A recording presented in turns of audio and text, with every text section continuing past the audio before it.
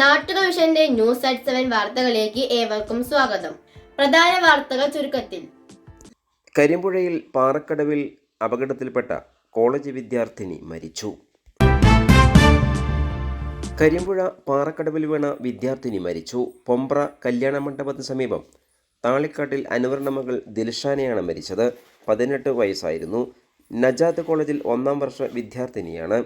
ഇന്ന് ഉച്ചയ്ക്ക് ശേഷമാണ് അത്യാഹിത വിഭാഗത്തിൽ ചികിത്സയിലിരിക്കെയാണ് രാത്രി 10 മണിയോടെ വിദ്യാർത്ഥിനി മരണപ്പെട്ടത്.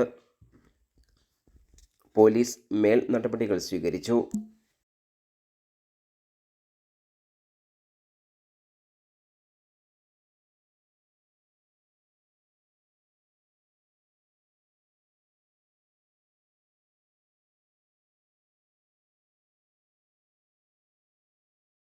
കൂടുതൽ വാർത്തകൾക്കായി നാട്ടുക വിഷൻ ചാനൽ സബ്സ്ക്രൈബ് ചെയ്യൂ.